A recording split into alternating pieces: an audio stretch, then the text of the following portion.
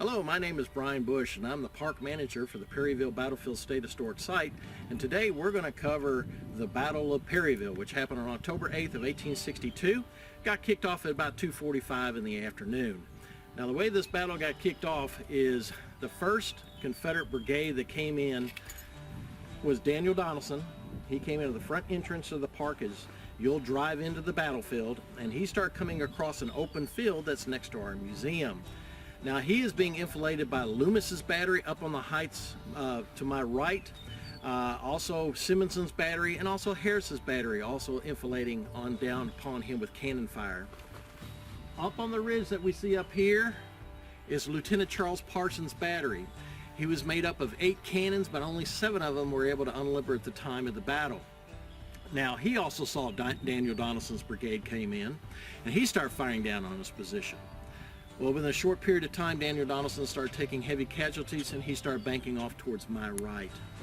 The next one that came in is Confederate General George Manny's troops, and he came across an open field coming in this direction in front of me. And George Manny's troops was made up of the 41st Georgia, the 1st, the 6th, the 9th, and the 27th Tennessee Infantry Regiments. Now, we tried to keep it a little bit like it looked back in 1862. It had a lot of heavy undergrowth and very forested. And the 123rd Illinois Infantry up on top of this hill and the 105th Ohio was coming up to support them. They saw Manny's men when they finally stepped out from the forest. Now there was a 300-yard gap between the forest and the fence that's right off to my left here. And Manny's men stepped out through the forested area, came up to the fence, and now they're taking heavy fire, the 123rd Illinois and the 105th Ohio and Parsons Battery. Well, Manny had a decision he had to make. He could stay here, but unfortunately, in between the slats in this fence, the bullets were coming through and hitting his men, and his men were taking heavy casualties.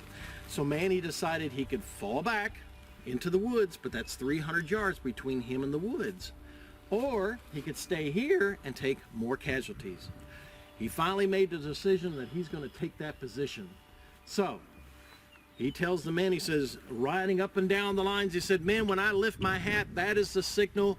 We're going to take those guns in a simultaneous charge." And that's what we're going to do. We're going to head up that hill just like Manny did almost 160 years ago. 3, 2, 1. Now where we're standing is on top of the hill. And up on top of this hill, like I said, would have been Lieutenant Charles Parsons' battery of 7 cannons were up here unlimbered. He had 8, but one of them wasn't able to unlimbered yet. Also up here is the 123rd Illinois Infantry. Coming up behind us in support is 105th Ohio Infantry. Now, up on top of this position, right where this marker is where Brigadier General James S. Jackson was standing. He was the divisional commander, and under him he had his brigade commander, William Terrell. He also had one other brigade, and that's all the way on the other hill here. You actually can see another cannon on the next hill over. That is Colonel John Starkweather's brigade. But we're going to talk about this one first. Now, like I said, here's the 123rd Illinois, and the cannons are firing down on Manny's men that are down at that hill. And you got to keep in mind the 123rd Illinois Infantry and the 105th Ohio just been recruited 3 weeks before the Battle of Perryville. They never hardly even fired their weapons yet and hardly had any training. So at one point they actually Terrell orders the 123rd Illinois to do a bayonet charge down the hill. These guys barely knew what they were doing. Manny's men were different. Manny's men fought at the Battle of Shiloh, Tennessee in April of 1862. These guys knew what they were doing. So Manny's men, as the bayonet charge went downhill, the 123rd, Manny's men just pushed them right back up this hill. 105th Ohio did a bayonet charge. They go down that hill. They are pushed back. Finally, what ended up happening, and the Yankees didn't see them come up over that bluff, and Union General James S. Jackson looked to his left and he said, "I'll be damned if this is a particular situation." He was immediately hit with 2 bullets in the chest and died instantly. When the 105th Ohio and the 123rd Illinois saw their divisional commander killed, along with William Terrell, they broke and ran. And they broke and ran down that hill all the way up to the next hill over. Well, now here comes Manny's men. They come up over here, seize all 7 guns of Parsons Battery, turn them around and start firing at the fleeing Yankees.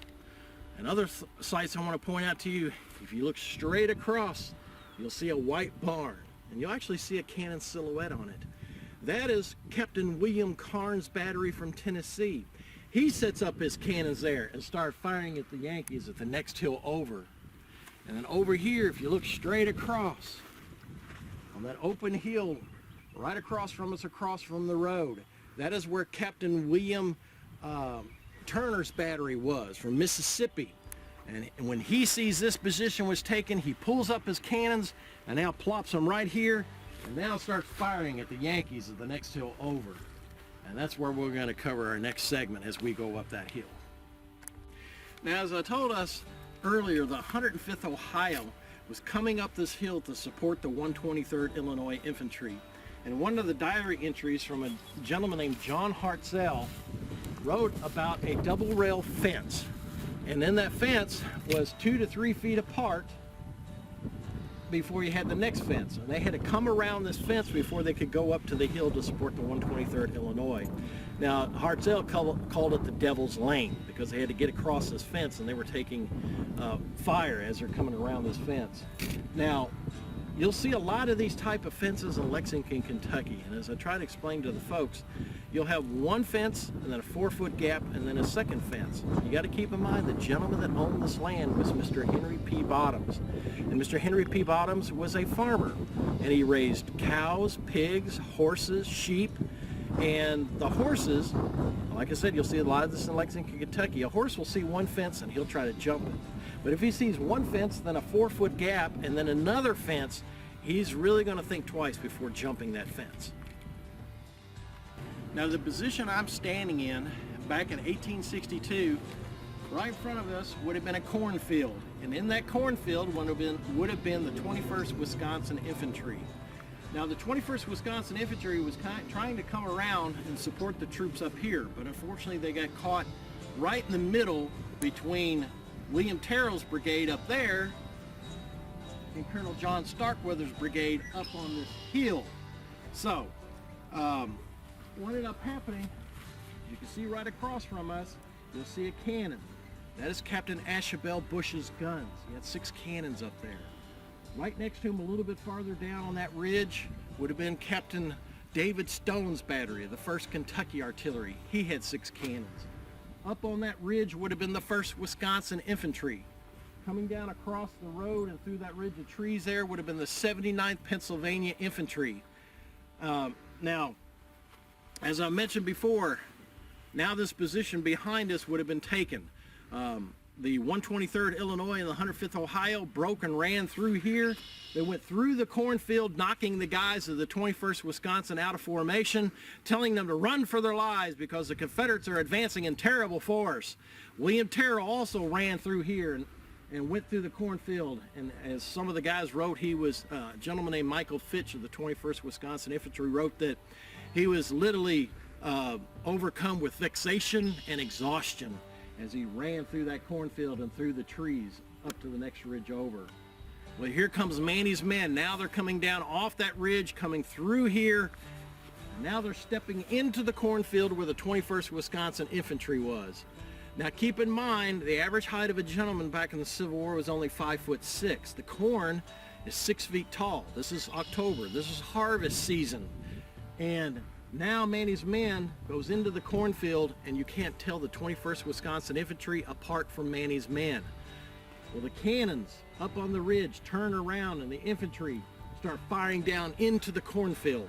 And unfortunately, the 21st Wisconsin start taking friendly fire from their own men from the 1st Wisconsin Infantry and also the 79th. The Yankees were firing down on their position. Within a short period of time, the 21st Wisconsin took massive casualties. Literally, the Confederates got within 20 feet of the 21st Wisconsin Infantry. They finally broke and ran up through those trees, and they kept on going. Now, Manny's men turned his attention. He decided he's going to take those cannons. And that's where they started coming across, turning and going across the road here, which is the Benton White Road, and that was there at the time of the battle. And they're going to try to take that hill. Now, up here is where I pointed out just a minute ago. We're on top of the hill where Captain Ashabel Bush's battery was. He had 6 cannons up here. If you look a little bit farther down, you'll see another cannon. That is David Stone's battery of the 1st Kentucky. He had 6 cannons. Up here is the 1st Wisconsin Infantry. Coming down a little bit farther is the 79th Pennsylvania Infantry under Colonel Henry Hambright. Now, like I said earlier, here comes Manny's men. They're coming down off this hill. They have already pushed the 21st Wisconsin out of the cornfield. And they decide they're going to take these guns. Now, here comes Manny's men. They cross over the Benton White Road. And they start coming up towards this position. Ashabel Bush sees him and he fires canister shot, which is basically a tin can filled with 27 1.5-inch iron balls. Basically turned these cannons to big huge shotguns, fanning all these little balls across the field. Well, I don't know if you know much about Civil War flags, but they were huge. And the reason why the flags had to be so big is because when you have thousands upon thousands of these black powder rifles firing, it creates a lot of smoke. And the only way you can tell where your lines are is by looking for your flag. And it was a great honor to carry your flag into battle. And usually they would have a color guard that would protect it. About 8 men would surround that flag. Well, the men of the 1st Tennessee Infantry start coming up this hill, and Ashabel Bush sees them and he orders canister shot and fires it. The smoke had cleared. All 8 of those men were killed. Somebody picks the flag back up and another 7 men rush this position, and they decided to fire canister shot again. Boom, all 7 men go down dead. Well, Manny's men cannot maintain this attack. So finally another gentleman named General A.P. Stewart comes up with his brigade and joins in along with Manny's men, and they decide to take this position. At one point, all 6 guns of Bush's battery are captured. Some of the men of the 1st Wisconsin Infantry tie rope onto the ends of the cannon and decide to pull 2 of them off the field. Keep in mind these guns almost weigh a half ton. They managed to haul that gun all the way over to the next hill off to my left. Well, literally during this moment, the 1st Tennessee tries to come up this hill. The 1st Wisconsin goes down to meet them, and there's literally a hand-to-hand combat between both units. The hill becomes so slippery with blood that the men's shoes slide right down the hill. At one point, a gentleman named John Durham of the 1st Wisconsin Infantry, he decides to pick up the regimental flag and starts going down the hill and says, "Men, follow me, we'll take these boys on." Well, he gets a little bit too far advanced, and one of his buddies finally tapped him on the shoulder and said, "You need to fall back." So as he's falling back and he comes up to gun number 1 of Bush's battery, a gentleman from the 1st Tennessee Infantry starts to rush his position to try to take his flag, and during the commotion, John Durham seizes the flag of the 1st Tennessee Infantry. He runs with it and he keeps on running with it. And because of that, because of his bravery and the seizure of the flag of the 1st Tennessee, he's given the Congressional Medal of Honor. So we have 2 Congressional Medal of Honor recipients here at the Battle of Perryville. Well, getting back to our story now, the Confederates have now been fighting for almost 5 hours on this position. They cannot maintain the attack. So slowly Manny starts falling back. The Yankees, they continue to fall back to the hill to my left. They continue to fall back of what all the Union regiments are left. They form behind a stone wall that we call Starkweather's Wall, that are still there to this day, and they decide to wait for Manny's attack. But Manny does not make another massive attack. The Yankees finally fall back to the Dixville Crossroads, and that's where the battle ends on this section of the battlefield. Keep in mind, within 5 hours of fighting, we almost end up with around 8,000 to 9,000 casualties at the Battle of Perryville. That is all in 5 hours. And we're going to cover a little bit more of the battle on different sections, where we're going to cover now the Confederate left attack. Now, the position we're standing on here is what we commonly call Loomis's Heights. And what was on this position was units like such as the 38th Indiana Infantry was up here. You had Loomis's battery that was up here. A little bit farther down, or excuse me, in front of me we would have had Simonson's battery literally right in front of you. Then a little bit farther down would have been Loomis's guns. And they were all firing down into this field that you see right in front of you. Right in front of that field would have been Jones's Confederate Brigade and Brown's Confederate Brigade. They were coming up over this hill. And at one point even the 38th Indiana Infantry was up here trying to save Simonson's guns from being overrun. The 38th Indiana literally ran out of ammunition. Now even Jones's brigade, some of the guys in that one ran out of ammunition. So at one point there were stalemated as to who was going to make the first move as to who was going to do a bayonet charge. Luckily, the 38th Indiana was told to fall back, and they managed to rearm themselves with ammunition. Well, finally, the Confederates do overrun this position, and the Union troops finally fall back to another position on the Hayes-Mays Road. Back then it was called the old Macville Road, and they're falling back all the way what we call the Dixville Crossroads, which we'll see in just a bit. Now, where we're standing is where the Confederate troops under Bushrod Johnson's brigade came up. He started attacking this position. The 42nd Indiana was here getting water out of Doctors Creek. They were pushed back, and they fell back past what was over here is Mr. Henry P. Bottoms' house. Now, Mr. Henry P. Bottoms owned most of this land where the battle occurred, and the 42nd Indiana was pushed back, and then up at the house here was the 3rd Ohio, and also the 15th Kentucky Union Infantry, and they were actually on the stone wall that you see to my right, taking a position there. Also behind Mr. Bottoms' house was a barn, and inside that barn, you got to keep in mind, this is in October of 1862. This is harvest time. He would have had that barn full of corn, wheat, hay, and the Washington artillery that was set up over in this position fired some of their cannonballs, and one of the cannonballs hit that barn and caught it on fire. Unfortunately, some of the wounded Union soldiers had crawled into that barn for safety, and unfortunately they were burned to death.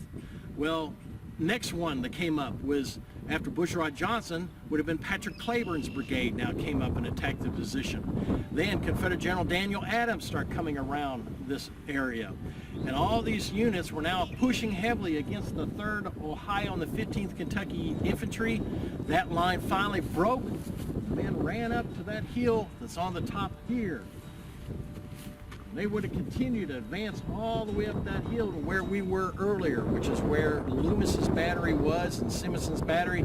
The Confederates continued to keep on pushing the Yankees back along the Benton White Road here, the Hayes-Mays Road here. Back then it was called the old Macville Road, and they would have continued to push the Yankees back until they met where the crossroads of the Benton White Road and the Hayes-Mays Road meet, and we'll see that in a bit. And where we're standing, we actually have African American history here at the Perryville battlefield, and it talks of basically what we talk about here is two brothers, and they were named Henry and Preston Sleet. Now, Henry and Preston Sleet were actually slaves that lived on Mr. Chatham's property, and the house that you see actually in back of us is what is left of Mr. Chatham's house. Now, what ended up happening is the two brothers ran away, and one brother joined the Union Army in Vicksburg, Mississippi, and the other brother joined the Union Army at Camp Nelson, which is in Jasmine County. Now, they both fought during the Civil War, and then when the Civil War ended, they came back here to the Chatham's residence, and they found out that Mr. Chatham actually, during the Battle of Perryville, actually left his house and never came back. He actually went all the way to Louisville and stayed there. Well, his property, the taxes haven't been paid on it, so it went into foreclosure and went up at a sheriff's auction. And the two brothers, Henry and Preston Sleet, actually bought the property and set up a free African American community here. They actually had their own honky-tonk place. They had houses here. They also had a cemetery up on the ridge over here. And it is also reported where they allowed anybody into their community. They didn't care about what the color of your skin was. And there are reports that, children, white children and black children would be playing on the front porch of the houses here at Sleet Town. And what finally did end this free African American community, we mostly think it was during the Depression. The Sleets pulled up stakes here and moved into it with the rest of the community. Now, there are some amazing stories about the descendants of the Sleets. One of them, Ann Sleet, she was actually the mayor of Perryville here a couple years ago. Another Sleet actually won a Pulitzer Prize for his photography for taking a famous picture of Martin Luther King's wife at Martin Luther King's funeral. She was in mourning at the funeral, and he took a famous photograph of her. Another Sleet also became a judge, a very prominent judge after one of the descendants were after the Civil War. So there's some great African American history here at the Battle of Perryville, so come on out.